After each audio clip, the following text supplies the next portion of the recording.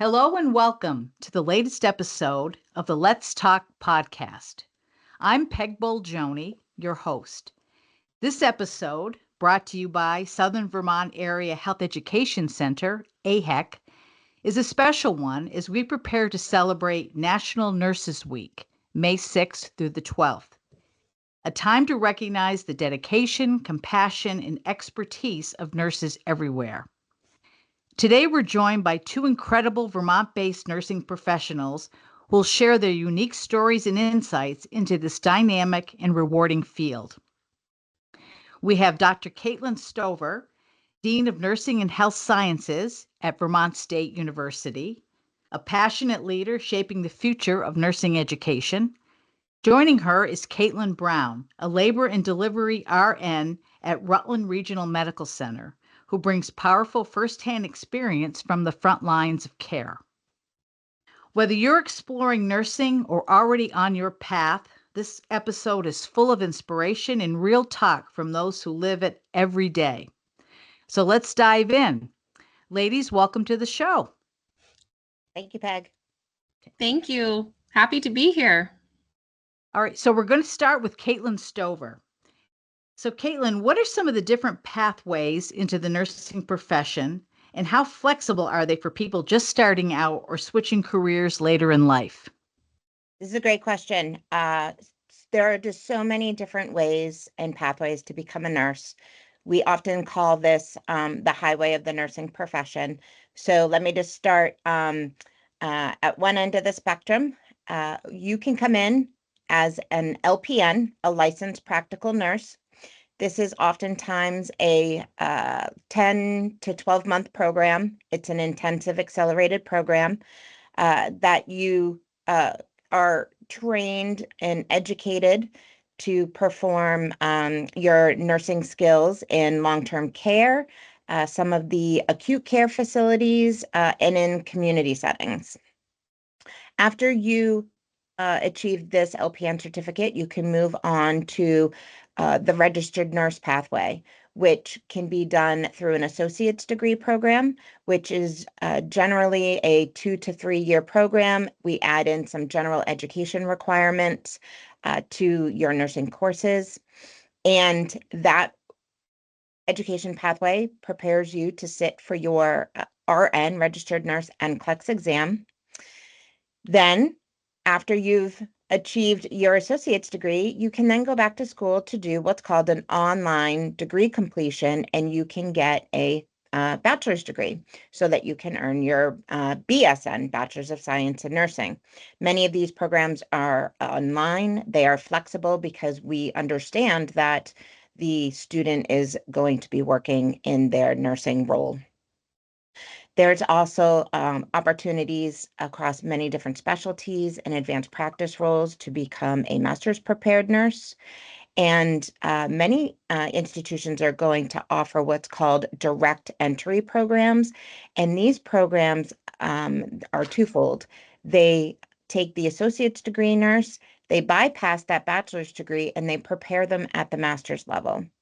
Or you have opportunities to have a accelerated / direct entry program, which is you have a bachelor's degree in a non-nursing discipline, and you come back to school and you can either earn that accelerated BSN, it's just the nursing courses, or the direct entry moving on into the master's program. So you can see that there are many different on-ramps and off-ramps along the way to get to your career goals. And the role of institution is really to meet the students where they are in terms of flexibility for their life, their family, their social, and their professional careers. All right, well, that sounds very, very impressive. And I know that nursing has this image of being all scrubs and stethoscopes, but what's something unexpected or cool about being a nurse that most people don't realize? Katelynn Brown, did you want to start? Sure. So this is something that when we think of the face of nursing, that's exactly what we think of. We think of bedside care, we think of administering medications, our stethoscopes and assessments. But one of the things about nursing is that when you think in a hospital setting, all of your other specialties are generally more like the 8 to 4, the 9 to 5. When they leave, I mean, nurses are really one of the only professions that's at that bedside 24/7. So you wear so many hats. You really are the glue that is keeping healthcare together. If issues arise for patient care in terms of planning and coordination of care, it's nurses that are facilitating things that may be more of, let's say, social work or physical therapy or occupational therapy. We're helping be that middle person in that piece of getting what that patient needs, because we're the constant in that care. Actually, so much of what we do is wear all of those other hats, because those other specialties aren't always available.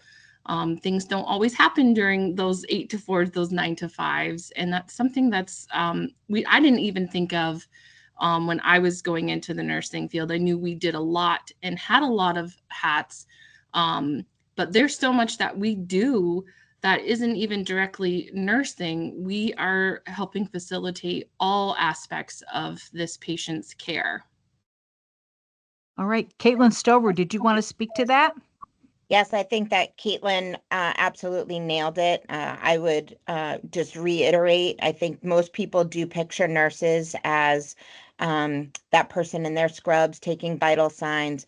But what they don't always see or understand is that nurses are the hub of the healthcare team, and that the nurses are the ones that are solving problems on the fly and managing complex patient care.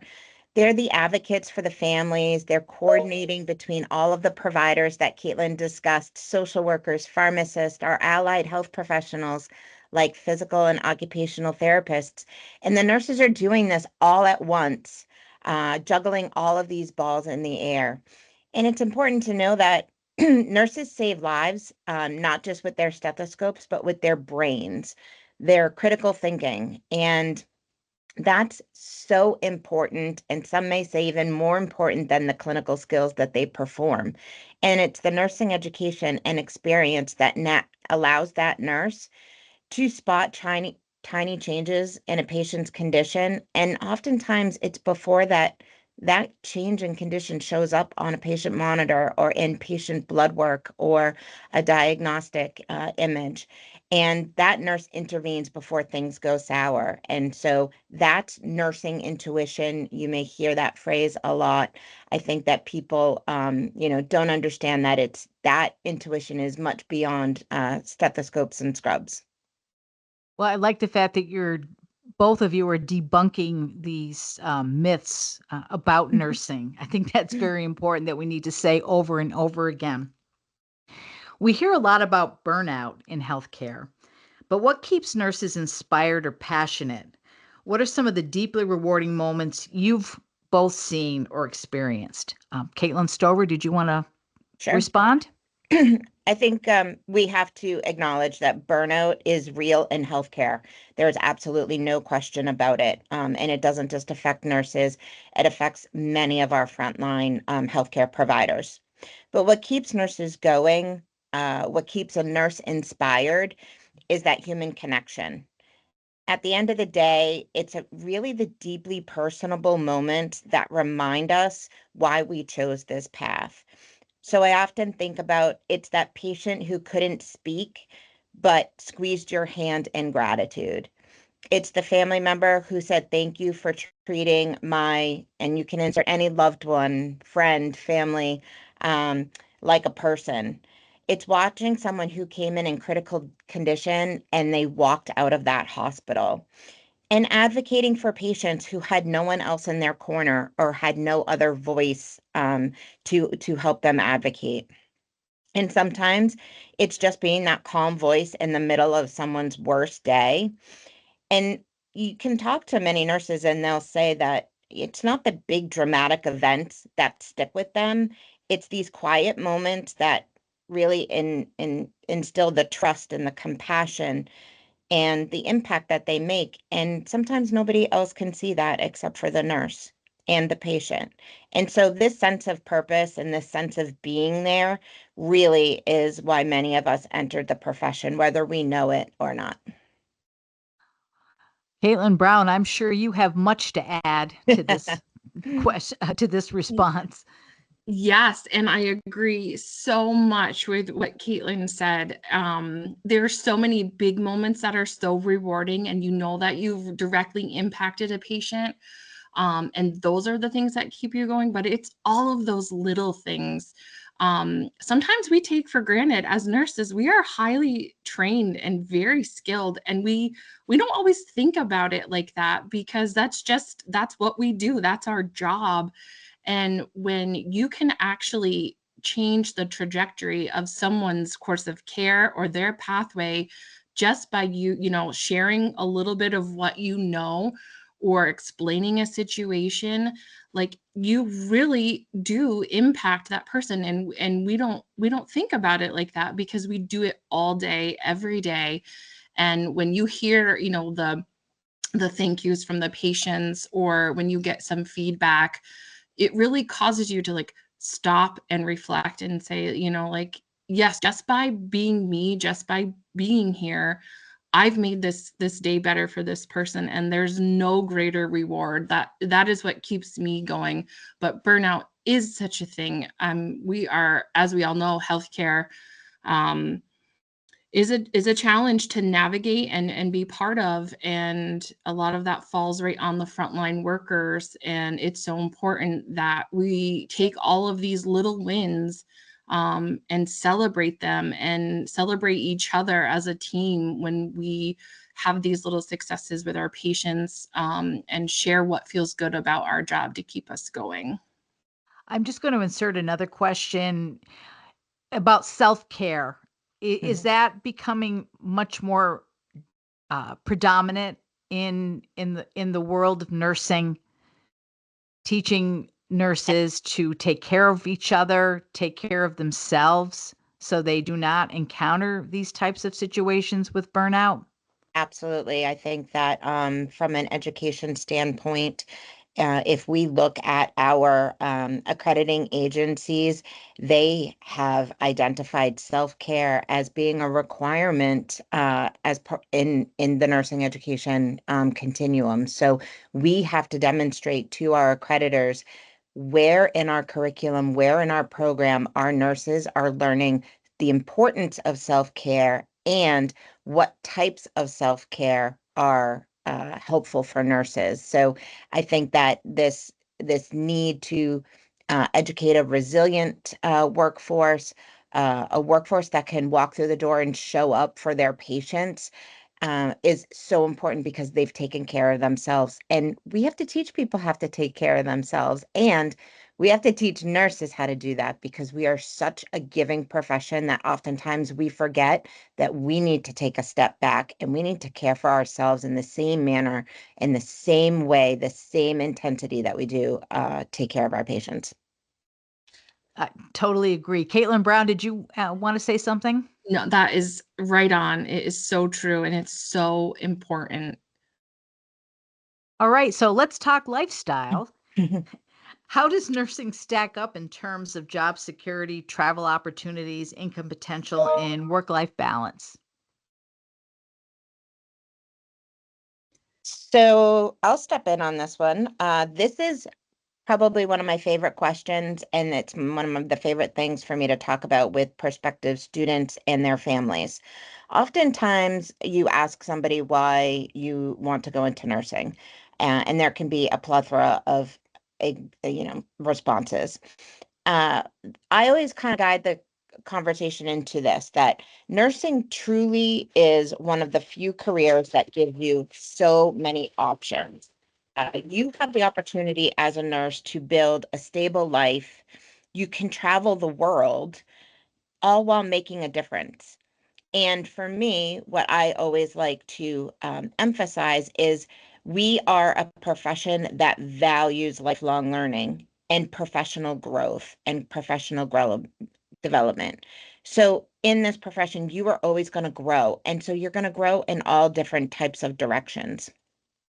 I think it's important to understand there's no secret. Nurses, they work hard. This is a demanding profession. There are long shifts.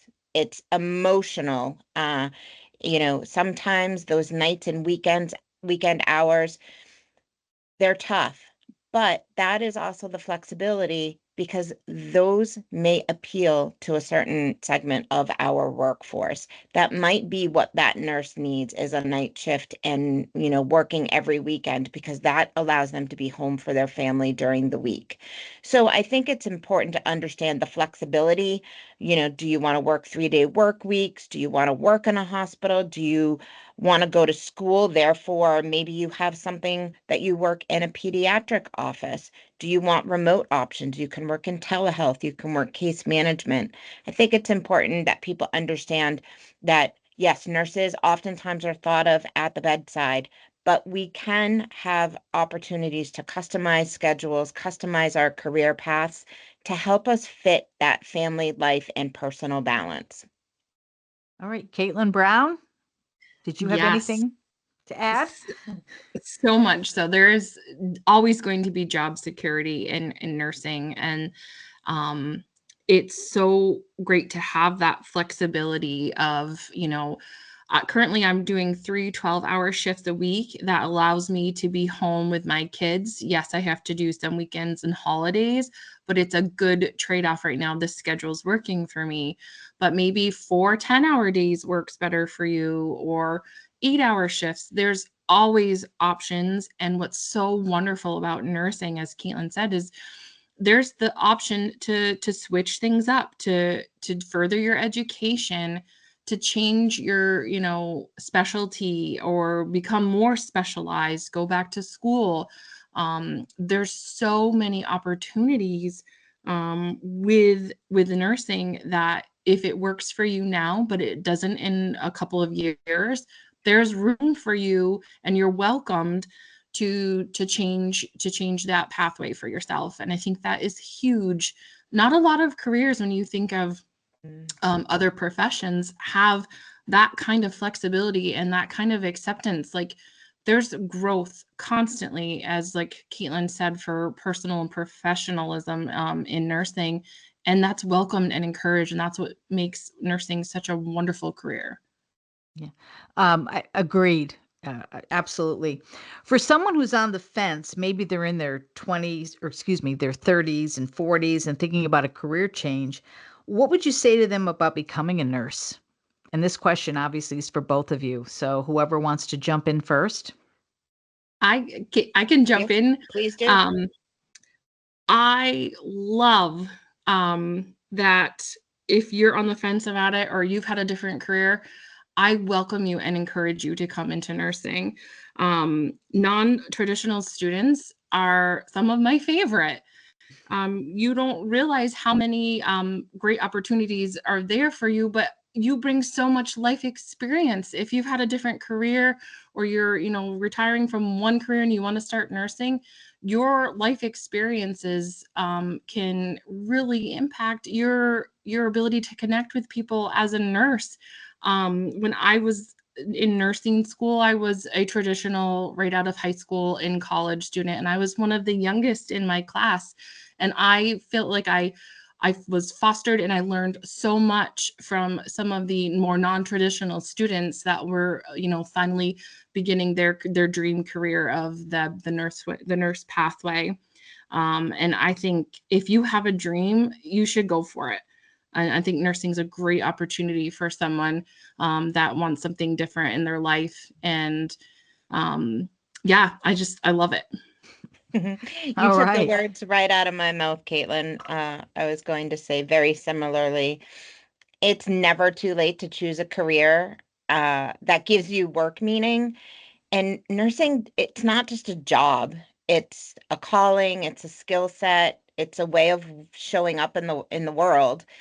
And that life experience that you pinpointed, I think it makes you better at it. If you've raised a family, if you've cared for somebody, if you've navigated in your own health journey, or you've just lived through some stuff, some conflict, some challenges, and had to persevere, that perspective and empathy and resilience, it all translates so eloquently into patient care. And as we talked about at the beginning of the podcast, nursing doesn't have just one path. You can work in a hospital, you can work in a school, a clinic, a research lab. You could be a flight nurse and work on a helicopter. And you can start as an RN, you could start as an LPN, you could start as an RN, and then grow into leadership. You can work in education, you can work in policy, you can go on to become an advanced practice nurse. It's all flexible, it's all in demand, and it truly, each piece is going to have that deep human connection that is so inherent to nursing. So I would say, yes, it feels frightening to think about, oh, I have to go back to school. But as an adult learner, you're going to bring focus and motivation, and your life experiences are going to be so valuable in terms of mentoring those younger students because they don't have that. And you're not going to be alone. So many nursing programs, so many of ours here at VTSU, we have the adult learners. And as Katelynn said, it's a great balance to that sort of traditional post-high school population that we educate. All right, wonderfully said by both of you. So, Katelynn Brown, this question is for you. And of course, Caitlin Stover, you can comment after. How has your experience with pathway programs like our MedQuest through Southern Vermont AHEC influenced your decision to pursue a career in nursing? Yeah, I love the MedQuest programs. I can't say enough good things about them. I feel truly that if it hadn't been for MedQuest, I really wouldn't have been able to see firsthand like what is actually involved in being a nurse or being in the healthcare field. I attended 2 programs. I think going into high school, and then I think in the summer of my sophomore year in high school, the MedQuest and MedQuest Advanced.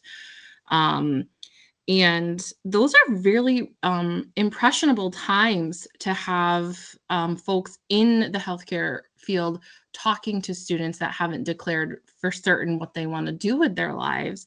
And I am so grateful for that, for the opportunities that I saw, for the people that I got to talk to. I think there was the UVM med student and residents that spent time with us and talked to us and kind of helped facilitate those camps. And what an experience to be able to have that under my belt. And that, in early on in my high school career, to determine, yes, this is what I want to do. We are lucky to have those programs for these young students that are considering careers in healthcare. Well, thank you. We did not pay her for that testimonial. I just wanted to make sure our audience knew that, but we appreciate what you're saying, Katelynn, and that underscores the work that AHEC has been doing for 50 years. In 25 years, Southern Vermont AHEC has been active in Vermont, trying to help and navigate students into health careers. And Katelynn, have you had any connection to AHEC at all?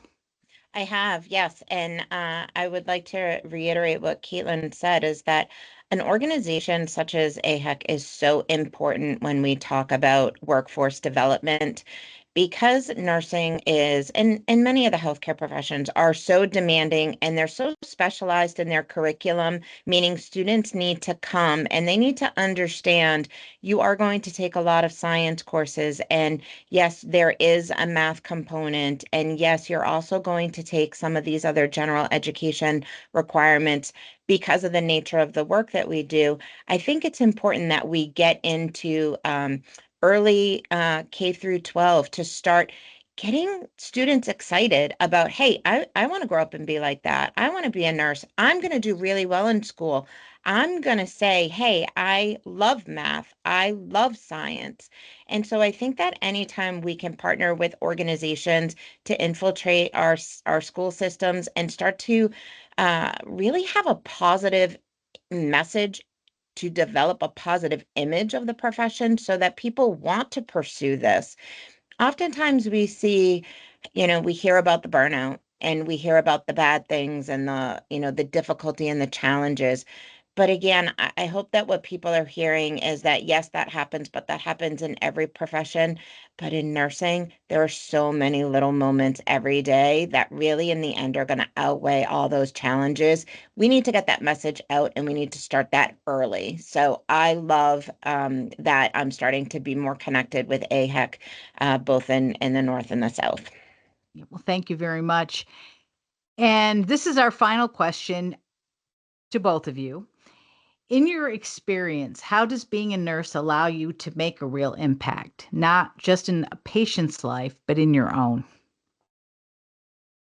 Sure, I'll start. I think that being a nurse changes you. It's, you address this. You make a tangible impact in a patient's lives. You can help them heal. You can comfort them during a crisis, and for some, you may even save their life. But the impact doesn't stop there. It truly does come full circle. I find that as we educate nurses, those people start to see people differently. You start to develop a different type of deep empathy for what other people are going through, whether it's physically or emotionally or spiritually. And you learn to be present in the moment, to listen more, and to really value those little wins. And you realize that when you show up and you're fully present and you're fully compassionate, that is actually the most powerful thing that you can do. And that's our superpower. And I think it changes how you see yourself too. The more experience you get as a nurse, the more you employ these skills and these talents, you begin to gain confidence in your ability to make decisions under pressure and to advocate fiercely for someone who can't speak for themselves. And I know for me, as I gained experience in my career, I learned that I could be that steady constant in this, like, you know, life of chaos. And the strengths that I developed, they were real. And I didn't know that I had them. And I don't think that they would have come to fruition had I not had the education as a nurse and all the different facets that we ask. So I think, yes, we oftentimes nursing is caring for about others, but it really does shape who we become and it gives us purpose. It gives us a sense of pride and it's hard to put into words, but I just want people to know there is something about a nurse that is extremely impactful, whether you see it or you don't. All right. Well, that was beautifully stated. And Katelynn Brown? Yeah, in agreement with all of that. And I also want to add, being a nurse helps me to be a better person, not just professionally, but personally. I have to reflect on myself, on my values, on things that are important to me, and put things aside that, maybe I have a different point of view than what my patient sees or what my patient wants. And I have to put them first. And by pausing and reflecting and thinking about those things, I've noticed that it's changed me. I feel like I'm a better listener, not just at work in my role, but at home for my husband, my family, my children. Um, we see so many challenging circumstances, both medical, but social and emotional, that it really causes me to reflect and think about what's important in my life. What do I want for my pathway? And by doing those things and reflecting, I feel like I have become a better person and also a better nurse. And it's just something that I'm continuing to learn from and grow from. And it really has impacted my life. All right. Well, I mean, what you both have said has been riveting, no doubt. And I wish we could keep talking about this, but like everything, that's all for today's episode of the Let's Talk podcast. But I want to extend a huge thank you to Dr. Katelynn Stover and Katelynn Brown for sharing their time, their wonderful stories, and their passion for nursing with us. We hope their insights have sparked a deeper appreciation for the incredible work nurses do every day, and maybe even inspire someone out there to explore nursing as a career.